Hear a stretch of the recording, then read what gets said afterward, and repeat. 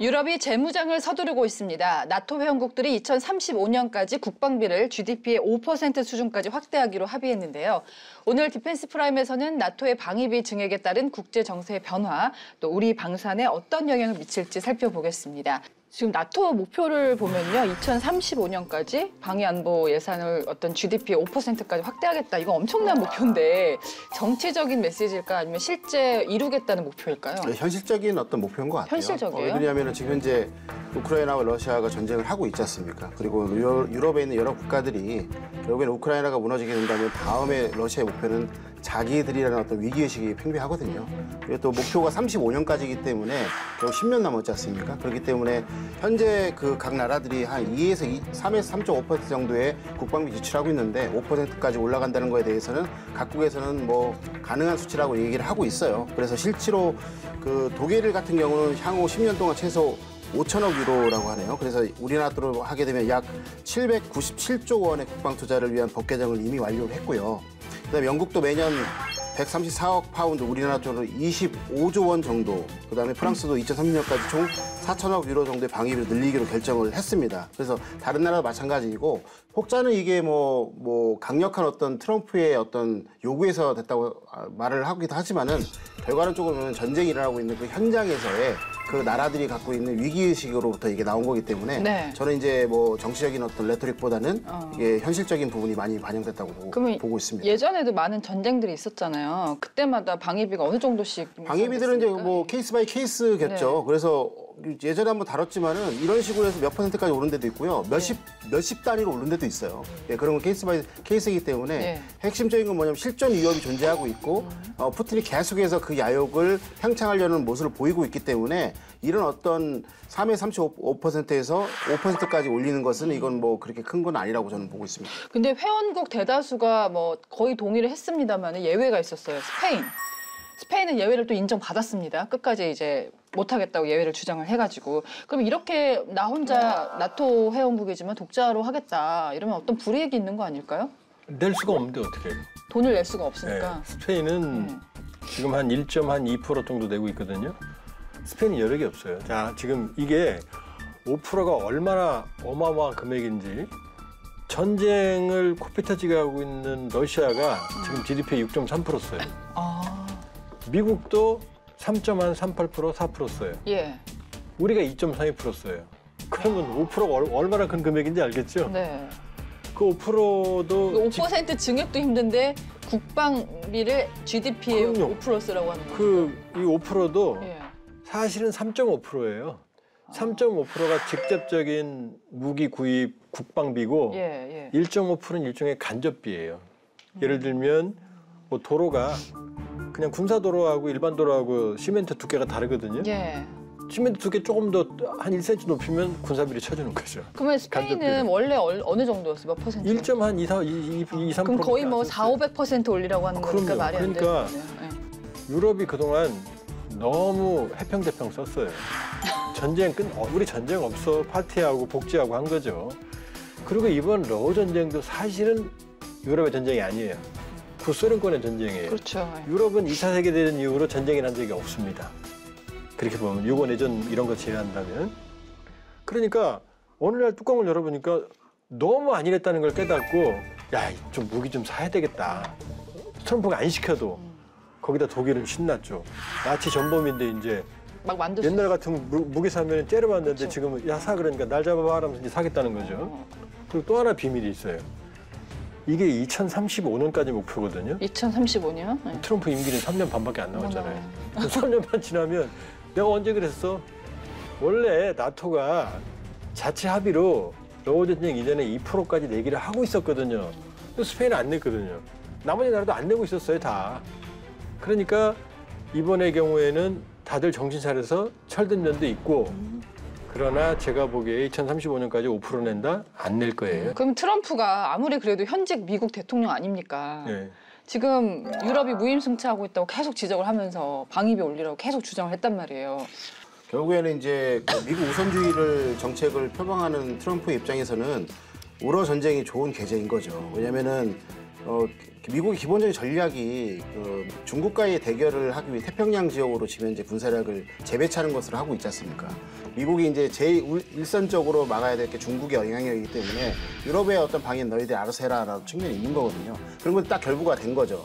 근데 이제 문제는 뭐냐면 이런 상황을 하고 있다가 저는 올해 2월 28일 날 미국과 우크라이나 정상의 회담에서 좀 크게 나왔다고 봐요. 그때 이제 제가 여러 번 말씀드렸지만은 싸우잖아요. 싸우면서 이제 그 젤렌스키 대통령이 뭐라고 하냐면 와카이노 오브 디플로머시라고 딱 그렇게 해버리잖아요. 그리고 다음에 득달같이 옆에 있는 트럼프와 참모들이 이제 공격을 하면서 설전이 왔다 갔다 하지 않습니까? 저는 이제 제가 나토에 있는 여러 나라의 어떤 뭐 군의 장군도 아니고 그쪽의 나라 대통령은 아니지만은 그걸 보면서 이런 생각을 좀 했을 것 같아요. 젤렌스키가 앉아있던 자리에 내가 앉을 수도 있겠구나라는 그런 생각을 했을 것 같아요. 왜냐면은 현존 위협이 러시아가 있기 때문에 그런 거겠죠. 동유럽 같은 경우는 지금 예, 그렇죠. 특히 동유럽 아까 이제 박사님께 말씀하신 것처럼 구소련의 위성 국가 위주로 지금 현재 그런 어떤 논의가 많이 일어나고 있고, 근데 2008년도에 러시아가 조지아를 침공했지 않습니까? 2013년도에는 크림반도를 무혈합병하고 그다음에 돈바스 전쟁을 우크라이나 대상으로 해서 15년 전반기 끝내고 그다음에 2022년도에 이번 전쟁을 시작한 겁니다.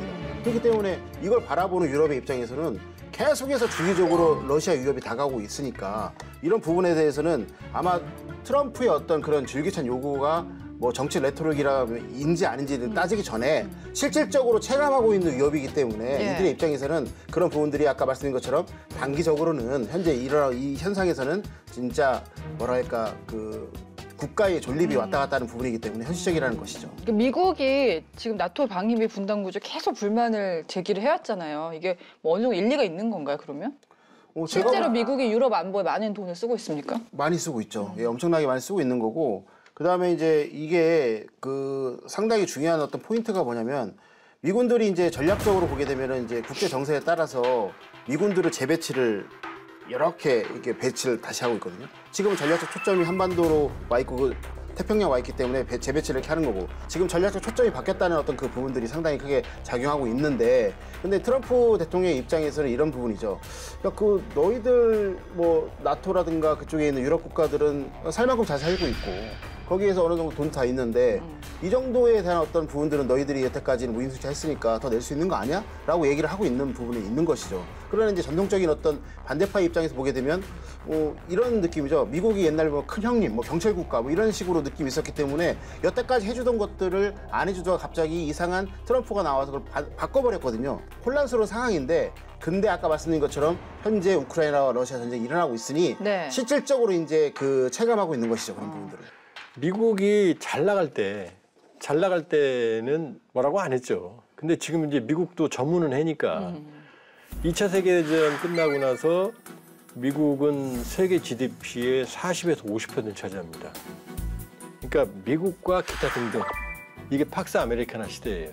근데 냉전 체제 이후 지속적으로 소련 붕괴하고 중국이 부상하고 하면서 미국의 GDP는 이제 한 25%. 전성기의 절반으로 줄었거든요. 네.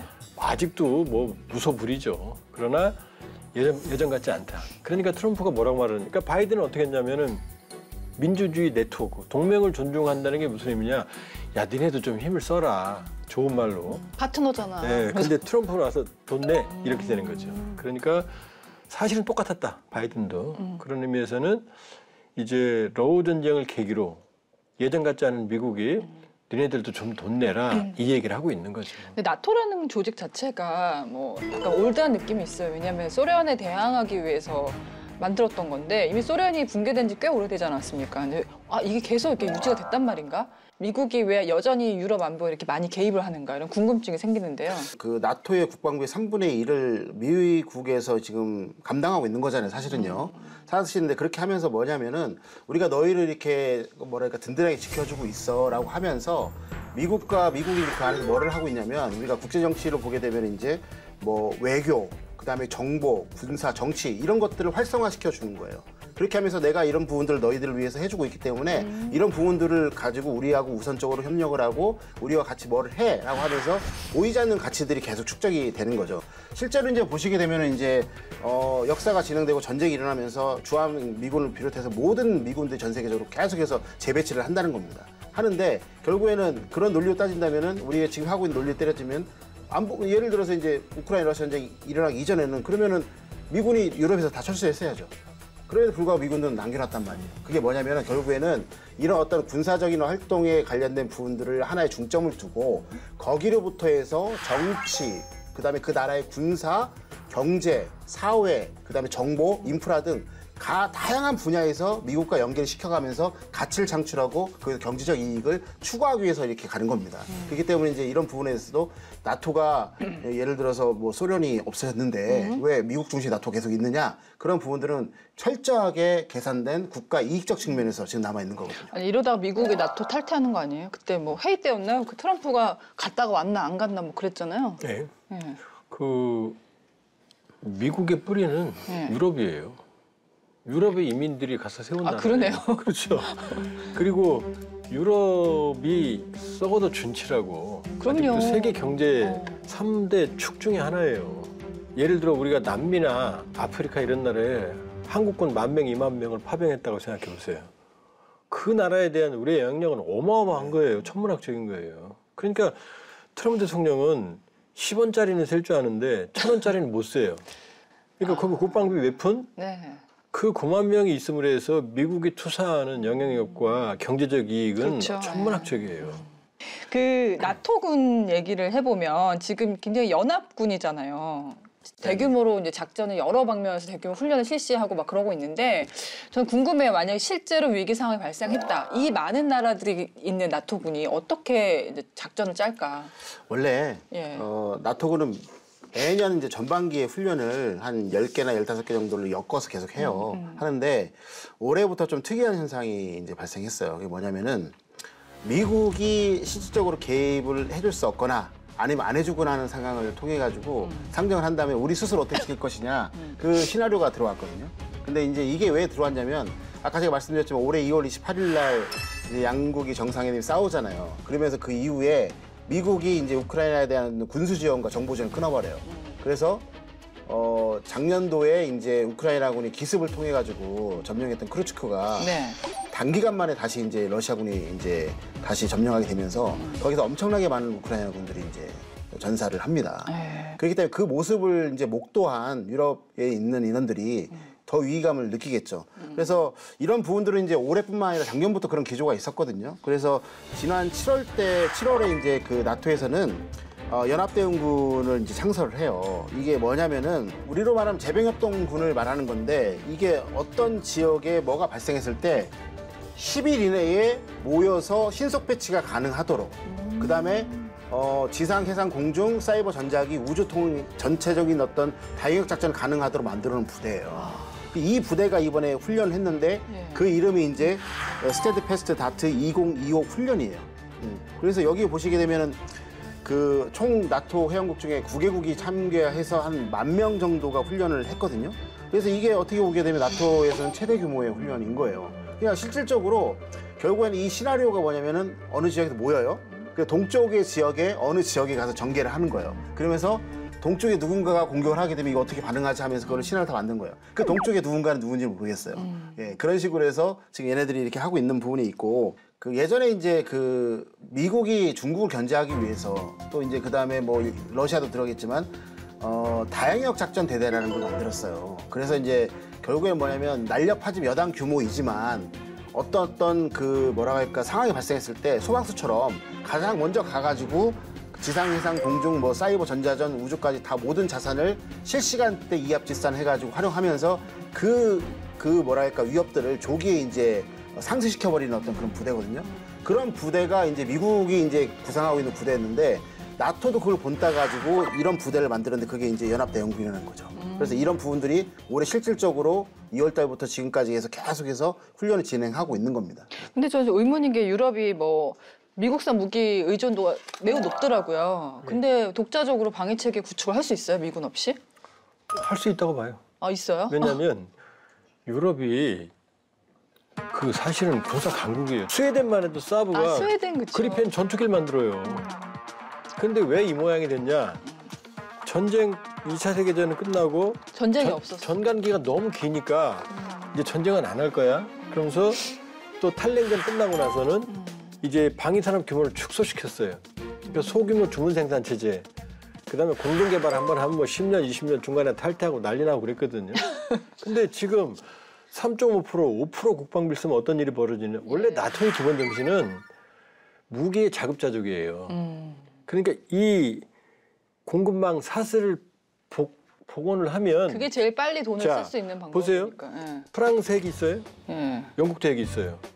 이 나라들이 그 벌써 얘기하잖아요. 우리가 자체 핵 제공해 줄게 해고산 핵탄두 늘리면 유럽 자체 핵 방위가 가능해요. 첫 번째. 두 번째, 유럽의 각국이 방위 산업체를 부활시키고 대량 생산 체계를 갖추면 향후 몇 년간 갖추면 제가 여러 번 강조하는데 요즘에 K방사는 지금 기회이면서 위기예요. 그러니까요. 그 얘기 많이 남들이 안 할 때, 나오더라고요. 예. 남들이 안 할 때 우리가 한 거란 말이에요. 우리가 신무기를 만든 게 아니고 남들 무기를 벤치마킹해서 가성비가 좋고 그러니까 예를 들면 수출도 하고 이지스 구축함만 해도 가격은 절반, 인도 기간도 한 3분의 1. 이 정도로 해버리니까 경쟁력이 있는 거거든요. 근데 유럽이 다 생산해버리면 그렇죠. 그 유럽이 이제 정신 차리고 큰일 났네. 가진 기술을 적용해서 대량 생산 체계를 갖추게 되면 예. 그러면 그때는 우리가 경쟁력이 있다고 장담을 못해요. 그래서 제가 비관하는 게 아니라 지금 방산업체들은 KFN 디펜스 프라임 다 볼 거예요, 그분들. 그러면 여기에 초격차를 유지하기 위한 대규모의 R&D와 과거에 돌아가신 어떤 분이 얘기한 진짜 부인 마누라 빼고 다 바꾸는 그런 지금 경각심을 갖지 않으면 예. 몇 년간은 좋을 가능성이 5년 있죠. 남았다고요? 저는 5년 남았다고 봅니다. 그럼 지금 5년 뒤는 모르겠고 지금 유럽 무기가 실전에 배치해 보니까 굉장히 성능이 별로더라라는 얘기들이 많이 나오거든요. 네. 어떻습니까? 어느 정도입니까? 그래서 독일산을 한 말씀을 좀 드려볼게요. 독일산은 좋을 것 같은데. 근데 그렇지 않아요. 그래서 이제 현장에서 쓰고 있는 어떤 전투원들의 그 얘기를 들어보게 되면 독일에서 지원됐던 많은 무기가 있는데 성능이 제대로 발휘되지 않다고 평가를 좀 하고 있어요. 물론 이제 일부일 수 있겠지만 그 주력 전차가 레오파드 2A6 같은 경우인데 이게 얘네들이 뭐라고 얘기하냐면 우크라이나고 해서 유지 관리가 지나치게 복잡하대요. 그다음에 전선에서 이제 제대로 운용되기가 어렵다는 거죠. 왜냐면 유지 관리가 어렵기 때문에. 그리고 또 특히 무거운 중량 때문에 해서 야전에서 수리가 곤란하다는 부분이 왠지 드러나고 있는 또 거예요. 비쌀 것 같아요. 그렇죠. 우리나라가 잘하는 이제 그 유지 보수나 이런 부분들이 되게 약한 거죠. 두 번째 또 보게 되면은 독일이 독자적으로 개발한 이제 그 최첨단 방공 시스템 RSST-T라는 게 있어요. 이 성능은 되게 우수한데 여기 보면은 그 요격 미사일 가격이 너무 비싼 거예요. 이거 함부로 쓸 수 없는 거예요. 이거. 그 우러 전쟁은 또 가성비 전쟁이었잖아요. 예. 그다음 우리 K9하고 지금 현재 자웅을 겨루고 있는 PJH-2000 자주포 같은 경우에도 이게 소프트웨어 문제가 발생하면 바로 중단이 된다는 거예요. 이게 무슨 말이냐면 바로바로 이제 그 리뉴얼해줘, 업그레이드 해야 되는 이런 부분들이 안 되고 있다는 걸 유추할 수가 있는 거고요. 그다음에 예비 부품이 공급이 원활하지 않다. 그다음에 나토 표준 탄약을 다 쓸 수 있지만 독일에서 생산되지 않은 걸 쓰니까 작동이 이제 불발탄 나는 확률이 높아지더라. 이런 얘기를 지금 계속 하고 있는 거예요. 그래서 가장 중요한 무기체 기본인 호환성 문제가 발생하고 있다는 것이 나오고 있고 그 대신에 이제 물동량이 이제 되게 부족하니까 과거에 시장 물자도 계속해서 집어넣고 있잖아요.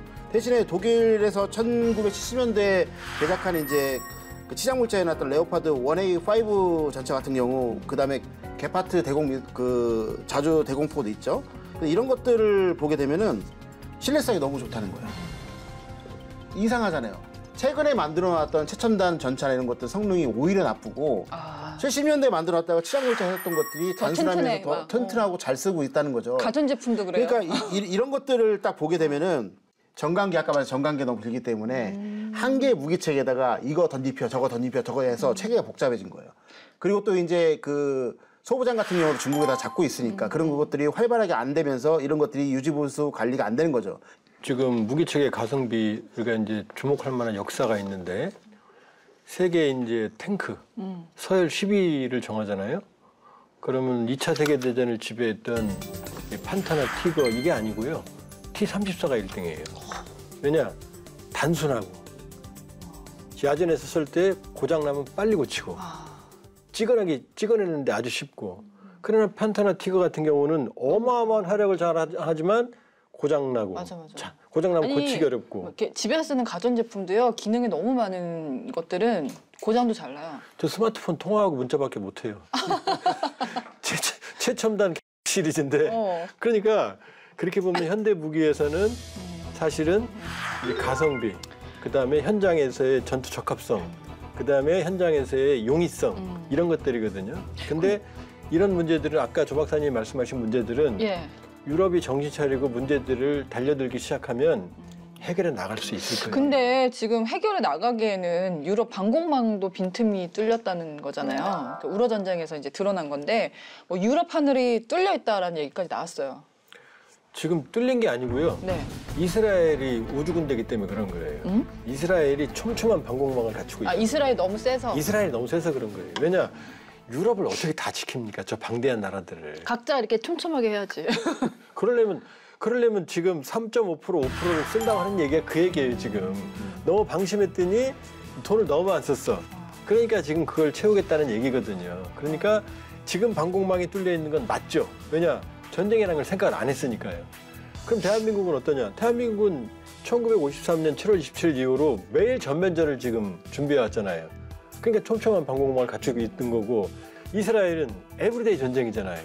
그러니까 아이언돔부터 시작해서 에로우까지 다층 방공망을 촘촘하게 구성하고 있는 거죠. 그러니까 이스라엘이 특이한 거예요.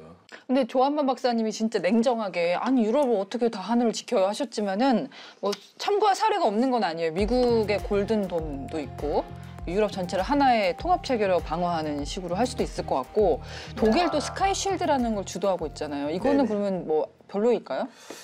별로라고 하는 것보다는 예. 제가 보기에는 현실과 이제 이상과는 괴리가 있을 수밖에 없는데 독일에서 이거를 좀 추진하고 있는 건 정치적인 면도 있고요.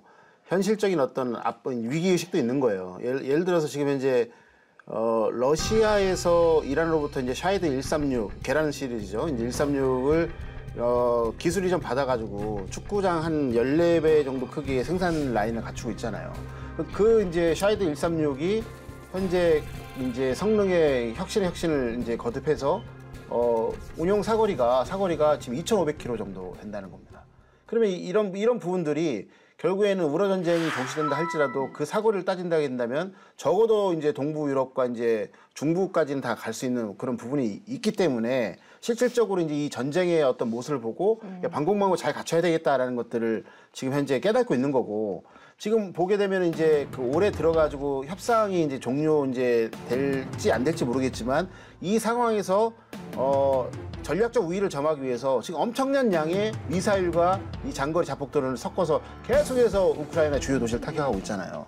그래서 이제 독일이 말하고 있는 게 뭐냐면 스카이 이제 쉴드 방어 체계잖아요. 이거를 유럽 영공 방어 ESSI 이제 시스템이라고 해요.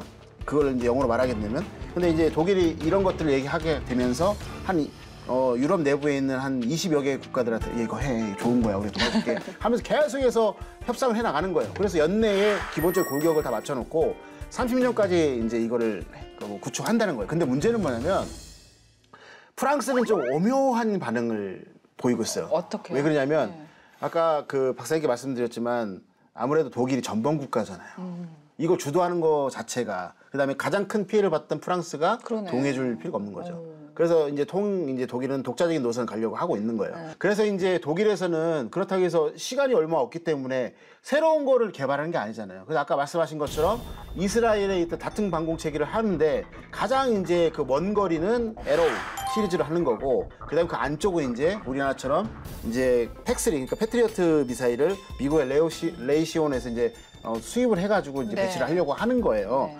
근데 이제 이런 부분들이 보게 되면 혹자를 보게 되면 이제 그 미국에 있는 골든돔처럼 하나로 이렇게 묶을 수 있느냐라는 그건 불가능하죠. 그러니까 우크라이나 보게 되면 주요 도시 위주로 이제 방어하고 있지 모든 걸 다 지킬 수 없는 거예요. 그러니까 인간 피해가 많은 것들, 국가적으로 꼭 핵심적으로 미래를 위해서 지켜야 될 그런 지점들 위주로 핵심을 지키는 것이지 이것이 만들어진다 할지라도 전체적 유럽 전체가 다 방어가 되는 건 아니라는 겁니다. 그러나 명분은 좋잖아요. 그래서 독일도 마찬가지 과거에 어떤 그런 잘못되는 그 관념을 깨고 이제 여기 방산을 통해 가지고 경제적 이익도 좀 취할 부분도 있는 것 같고 또 이제 경제가 됐으니까 정치적으로 좀 더 올라가야 될 부분이 있었는데 여태까지 다 1차 세계대전의 그런 어떤 그 뭐랄까 잘못된 들이 계속 끌어내리고 있는 상황에서 네. 이런 부분들을 주도하게 된다면 그런 정치 경제적인 어떤 돌파구를 형성할 수 있지 않을까라는 어떤 제가 보기엔 정치적인 어떤 레토릭이 더 강하다고 보고 있습니다. 그러면 지금 방향은 정해진 것 같아요. 나토 국가들이 국방 예산 늘릴 것 같은데 어디다 많이 쓸까요? 무기 생산하는데? 무기 생산이에요. 지금 절대적으로 그 무기 체계가 부족해요. 왜냐하면은 이번 러우 전쟁을 뚜껑을 열어보니까 사실은 불편한 진실이 하나 발견이 됐어요.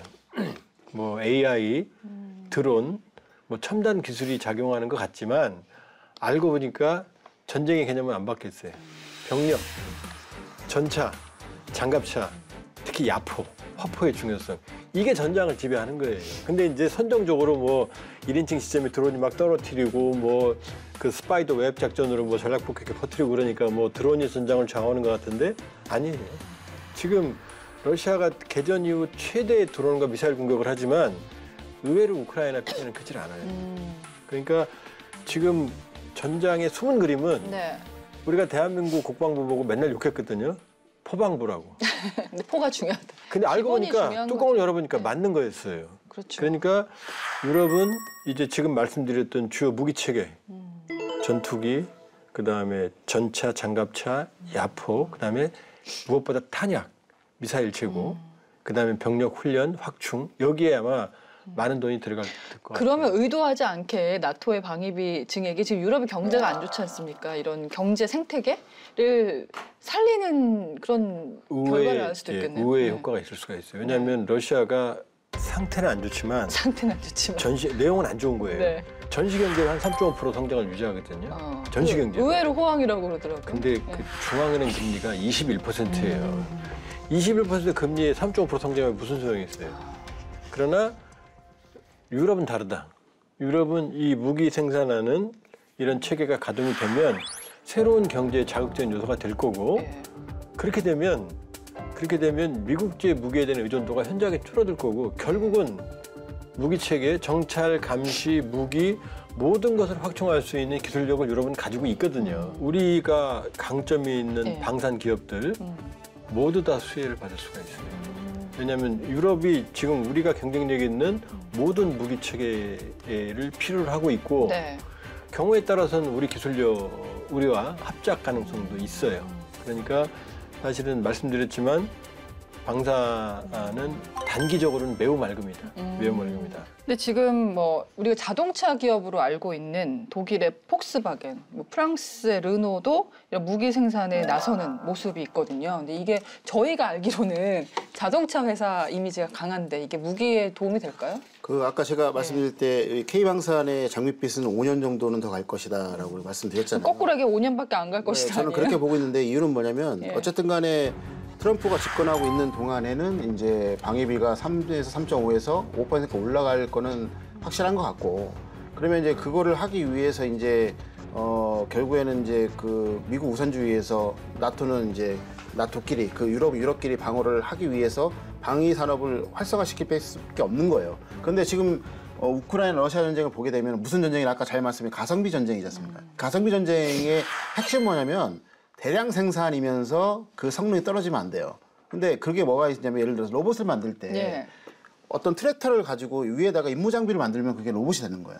그게 무슨 말이냐면 이런 어떤 자동차라든가 이런 어떤 유관 역사를 갖고 있고 그다음에 뭐 모터를 만들고 뭐 통제 장치를 만들 수 있는 그런 기술력 갖고 있는 업체들은 바로 방산으로 전환했을 때 라인이 살아있기 때문에 기술력이 충분하기 때문에 그걸 만들 수 있다는 겁니다. 그런데 문제는 뭐냐면 독일이나 프랑스의 주요 어떤 그 자동차 회사가 요새 내수 침체가 있고요. 그다음에 중국산 전기차가 약진하고 있지 않습니까? 거기에다가 트럼프의 관세 정책까지 오면서 삼박자가 지금 현재 억누르고 있는 거예요. 그렇기 때문에 결국에는 생산을 못하고 유해 병력이 많이 생기는데 이게 어차피 3.5%에서 5% 방산을 방위비로 올려고 그다음에 방위 산업을 활성화시킨다면 그 국가 입장에서 이 유효 병력을 그게 놔둘 필요 없는 거죠. 방위 산업으로 확장할 때 전환을 할 수 있는 거죠. 왜? 아까 말씀드린 것처럼 가성비 좋은 어떤 경쟁력 좋은 그런 제품들을 자동차에서 네. 탱크, 자동차에서 로봇을 만들 수 있기 때문에 그런 거거든요. 예. 그래서 기사도 나왔어요. 폭스바겐은 자국 방산기업 라인메타라고 손잡고 탱크 생산한 방안을 검토하고 있다라고 얘기가 나오고 그다음에 그 CEO가 못할 것도 없다라고 인터뷰를 했어요. 그다음에 또 프랑스 같은 경우에는 르노에서 이제 국방부에서 이제 르노에게 드론을 좀 생산하면 안 되겠냐라고 얘기를 하면서 아직 결정된 건 아닌데 뭐 할 수 있어라고 얘기한 거예요. 아까 말씀드린 것처럼 어차피 유효 어떤 인력이 남아 있고 기술력이 있기 때문에 전환하는 것은 대기업 차원에서는 일도 아니거든요. 그리고 또 어차피 3.5에서 5%까지 국방비 올려야 되고 거기다 노조가 발달해서 그렇죠. 사람 구조 조정하기도 힘들잖아요. 그렇죠. 그러니까 일이 필요한 상황이라는 무슨 말이냐면 거잖아요. 이런 측면을 보니 가성비 형태의 또 다른 측면은 민수용에서 바로 군수용으로 전환할 수 있는 그런 속도가 빠르기 때문에 네. 이런 역사를 갖고 있는 어떤 자동차 회사들이 네. 드론과 로봇 시장으로 진출하는 거는 시간 문제일 뿐입니다. 네. 그렇기 때문에 5년 안에 아까 말씀하신 것처럼 우리도 기존에 안주하지 말고 대대적인 R&D를 실시하면서 그 다음 뭔가를 생각해야 되는 거죠. 네, 실제로 제1차 세계대전 당시 자동차 회사가 만든 전차가 승리를 이끄는 데 결정적인 기여를 했습니다. 디파고에서 알아봅니다. 18세기 후반, 세계 최초의 자동차가 등장합니다. 프랑스의 니콜라 조제프 퀴뇨가 만든 증기자동차였죠. 그런데 이 자동차 단순히 사람을 위한 이동수단이 아니었습니다. 애초부터 무기와 포탄을 싣고 움직이는 군용 수송차로 설계가 되었죠. 그리고 훗날 우리가 익히 알고 있는 명품 자동차 회사들 역시 제1, 2차 세계대전 당시 총을 달고 전장을 누비는 군용차들을 만들게 되는데요. 이 명차들은 전쟁터에서 어떤 모습을 하고 있었을까요? 1899년 프랑스, 단축 공장 막내 아들 루이 르노는 형제들과 함께 자동차 회사를 창립합니다. 1902년 자체 엔진을 만들고 이듬해 파리, 마드리드 레이스에서 우승하며 르노의 회사는 단숨에 유럽을 대표하는 브랜드로 떠오릅니다. 그런데 제1차 세계대전이 발발하면서 회사는 전환점을 맞게 됩니다. 당시 프랑스군이 운용 중이던 기존 전차들은 크기만 컸지 험지를 넘는 능력은 형편없고 운용 비용도 만만치 않았죠. 결국 프랑스 군부는 루이 르노에게 신형 전차 개발을 요청했습니다. 그래서 세상의 모습을 드러낸 전차가 바로 현대 전차의 시초로 불리는 FT-17입니다. 이 전차는 세계 최초로 회전식 포탑을 장착했는데요.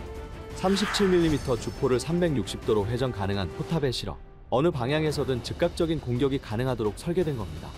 FT-17은 종전 시점인 1918년 11월까지 3,000대 이상이 생산되어 전선에 투입됐고 연합군의 마지막 작전인 백이 공세에서 결정적 승리를 이끄는 데 기여합니다. 그렇다면 오늘날에도 많은 명품차들을 탄생시키고 있는 독일은 어땠을까요? 제1차 세계대전에서 패배한 독일은 폐허가 되었고 국민들은 가난에 허덕이게 됐는데요. 거리엔 실업자가 넘쳐났고 부자가 아닌 이상 자동차 같은 건 꿈도 꾸지 못했죠. 정권을 잡은 아돌프 히틀러는 국민 모두가 자동차를 소유해야 한다고 주장하며 국민차 프로젝트를 추진합니다. 그렇게 페르디난트 포르쉐의 설계로 경제적이면서도 튼튼하고 누구나 운전 가능한 비틀의 원형이 탄생합니다. 1938년 독일은 중북부 볼프스부르크에 대규모 자동차 공장을 세우고 폭스바겐이라는 국영회사를 설립합니다. 그런데 제2차 세계대전이 시작되자 회사는 민간차 대신 전장을 누빌 차량을 만들게 됩니다. 그 차량은 히틀러의 지프로 불린 야전용 경차량 퀴벨바겐이었는데요. 비틀을 개조한 이 차량은 지붕도 없고 구조는 단순했지만 가볍고 고장도 적어 사막과 진창을 가리지 않고 모든 전선에 투입됐습니다. 2년 반 동안 5만 대 이상 생산되며 독일군에 발휘되었죠. 이후 퀴벨바겐을 기반으로 한 수륙량용 자동차 슈빈바겐도 등장하는데요. 외형은 퀴벨바겐과 비슷하지만 차체 아래는 방수선체, 뒤에는 물에서만 작동하는 접이식 프로펠러가 장착되어 있었습니다.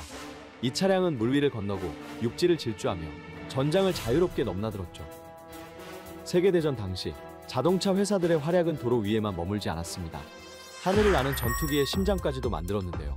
1940년 영국 본토 항공전에서 스피파이어 전투기를 하늘에 띄운 건 영국의 자동차 회사가 만든 엔진이었습니다. 비행사 찰스 롤스와 기술자 헨리 로이스가 설립한 이 회사는 원래 세계 최고의 고급차 브랜드로 유명했는데요. 제1차 세계대전이 발발하자 영국군의 요청으로 항공기 엔진 개발에 나섭니다. 당시 항공기는 자동차와 동일한 왕복 엔진을 사용했기 때문에 기술적으로 큰 어려움이 없었죠. 이 회사는 제1차 대전 내내 연합군 항공기 절반 이상의 엔진을 공급했고 제2차 세계대전이 발발하자 더 뛰어난 성능의 엔진을 개발하는데요. 이때 탄생한 것이 V형 12기통 순행식 엔진 머린이었죠. 이 엔진을 장착한 스피파이어는 영국 상공을 뒤덮은 독일 전투기를 차례차례 격추하며 영국을 구해낸 전투기의 상징이 됩니다.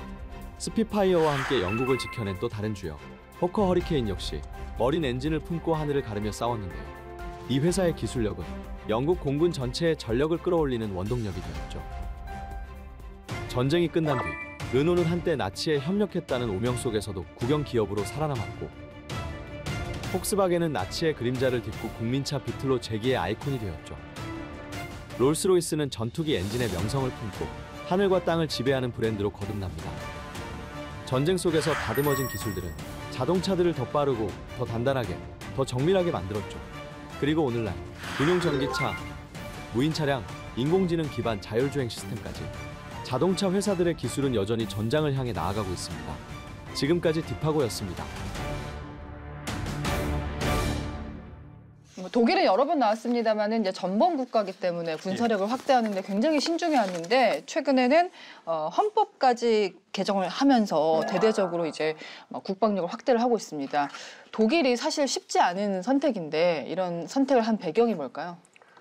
독일은 사실은 몸집에 비해서 유럽 최대, 독일이 러시아 GDP 토대입니다. 아, 그러니까 독일이 최대의 몸집에 비해서 군사력은 거기 못 따라갔거든요. 그게 바로 이제 그림자, 나치의 그림자 때문인데, 근데 독일이 이제 그 그림자를 집어 던졌어요, 당당하게. 근데 이게 왜 반은 걱정이냐? 지금 유럽이 우경화하고 있거든요. 아 그래요? 우경화하고 있어요. 전체적으로 우경화. 보세요. 프랑스 르펜 더블 스코어로 올랐죠. 그다음에 이태리 멜로니, 무솔리니 후에. 그다음에 독일도 AfD 대한정당, 나치즘 가까운. 영국도 영국 개혁당이 약진하는데 이것도 극우예요. 오르반 헝가리. 그러면 지금 독일이 이 메르츠 총리가 지금 우익이거든요. 그러면 이 유럽이 우경화하고 있고 독일이 우익, 우파, 보수파가 집권을 했거든요. 3인당하고. 그럼 지금 양측이 다 합의했단 말이에요. 그러면은 큰 흐름으로 보면은 유럽의 재무장의 핵심이 이제 독일이 될 가능성이 있죠. 그러니까 독일이 기술력도 있고 돈도 있고 그러니까요. 의지도 있고 그다음에 유럽은 우경화하고 있고 그다음에 러우 전쟁으로 안보적 불안감이 형성이 되고, 그렇다고 그러면은 독일이 일단 시동을 걸면 어쩌면 그 가속화하는 속도를 막지 못할 수도 있어요. 그동안 눈치 보느라 못했는데 눈치 미국에서 봤죠. 또 자리 깔아주고. 네, 자리 하라고 그러니까. 거꾸로 하라고 그러니까. 근데 문제는 독일이 이렇게 나오면은 뭐 중국이나 러시아 같은 나라들, 비서방 진영의 어떤 뭐 국가들이 또 자기네 국방력을 막 확산하는데 또 명분이 생겼다고 말할 것 같은데요? 그렇게 대응을 할 것 같아요. 당연히 그렇게 대응하겠죠. 왜냐면은 지금 그 우크라이나 러시아 전쟁 이후에 동서의 대결처럼 해서 이제 정치 체제의 블록화가 났다고 하잖아요. 그러니까 자유민주주의 국가 대 이제 권위주의 국가의 어떤 블록화가 형성되고 있는 부분이 있기 때문에 결국에는 이제 그 유럽에 니네 5% 올려라고 하는 메시지는 유럽 입장에서는 자기한테 부담감이 될 수 있지만은 그 상대편에 있는 권위주의 국가들의 부분, 쟤네들 5% 올리게 되면은 이게 아까 말씀하신 것처럼 장난 아닐 건데, 그럼 우리도 뭐 해야 되지 않겠어? 라고 하는 것은 당연한 이치고요. 그때 또 이제 우크라이나 러시아 전쟁에서 수많은 전투 데이터가 나왔고, 또 러시아와 관계 있는 권위주의 국가의 가치 사슬에 있는 여러 나라들도 그걸 가지고 또 계속해서 혁신과 혁신을 하고 R&D를 하면서 어떻게 하게 되면 전쟁에서 써먹을 수 있는 게임 체인저 만들 것이냐, 그런 노력을 할 거지 않습니까? 근데 실질적으로 이제 스톡홀름 국제평화연구소라는 데가 있어요. 그래서 지난 16일 날 이제 발간한 2025 영감에서 보게 되면 냉전 종식 이후에 꾸준히 감소한 전 세계 핵탄두 보유량이 최근 국제질서 변화와 함께 군비 경쟁과 경쟁의 심화로 인해서 늘어날 수 있다라고 이렇게 얘기를 하고 있어요. 그래서 그 연구 조직의 이제 연구위원 중에 한 명 뭐냐면 냉전 종식 이후 지속되어 온 이제 핵 군축의 시대는 막을 내렸다라고 단정까지 하고 있는 부분인 겁니다. 그러니까 결국에는 뭐냐면은 그 우크라이나 러시아 전쟁을 보게 되면 계속 소모전을 가고 있지 않습니까?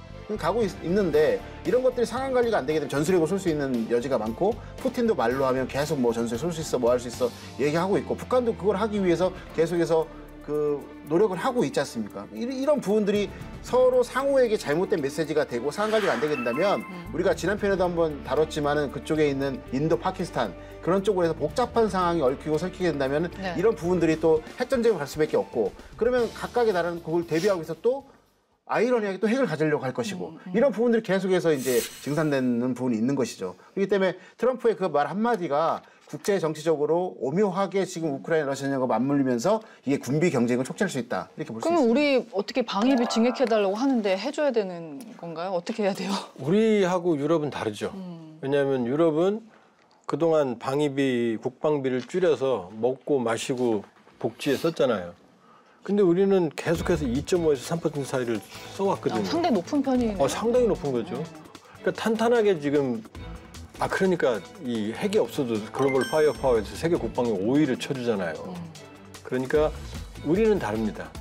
누적된 그러니까 우리가 누적 지출하는 국방비 개념으로 미국에게 말을 해야 되는 거죠. 올려줄 필요 없다. 그렇죠. 쟤네들 놀 때 우리는 열심히 했잖아 라고 말해야 되는 거죠. 그러나 지금 글로벌 안보 질서가 불확실하고 국회 기업이 현실화됐으니 네. 일정 부분은 증액을 시켜서 이 자체적인 방위력을 증강하는 건 바람직하다.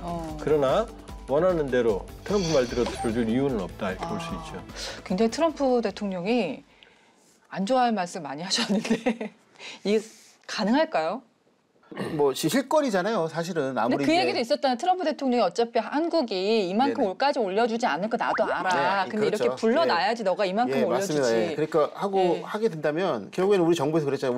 우리가 잘 알아서 할게라고 하는 건데 그건 이제 보게 된다면 그 어떤 나라에서 이렇게 하라고 한다고 해서 그렇게 네. 한다고 하게 되면 다 받아줄 필요는 국가는 없다. 아니죠. 그래서 우리나라도 우리나라의 사정이 있는 것이고 지리적인 특성과 이제 전략 환경이 있기 때문에 그에 맞게 해서 잘 이렇게 정부에서 조절을 할 겁니다. 그 맞게가 어떻게 대응하는 게 맞게 대응하는 거예요? 예를 들어서 저는 이렇게 봐요. 지금 현재 그 우크라이나 러시아 전쟁에서 보게 되면은 실제 우리의 주적인 이제 북한이 파병을 하면서 그다음에 재래식 무기를 제공하면서 수많은 전투 제트를 갖고 오고 지금 현재 전투 데이터를 바탕으로 해서 재래식 무기 고도하고 있잖아요. 그러면 결국에는 뭐냐면 지금 우크라이나 러시아 전쟁이 일어나기 이전과 이후에 한반도 전략상은 바뀌어졌다는 겁니다. 네. 무슨 말이냐면 북한의 위협이 바뀌어졌다는 거예요. 그러면 북한의 위협이 이제 드론 위주로 중심으로 올 수도 있는 것이고 그다음에 또 우려스러운 거는 갖고 있는 다양한 미사일과 그 장거리 자폭 드론을 가지고 섞어 소비할 수 있는 부분인데 이런 부분에서 우리나라가 갖춰지지 않은 것들 그 이전에는 그렇게 뭐렇게 중요하게 생각 안 됐으나 지금은 중요해야 되는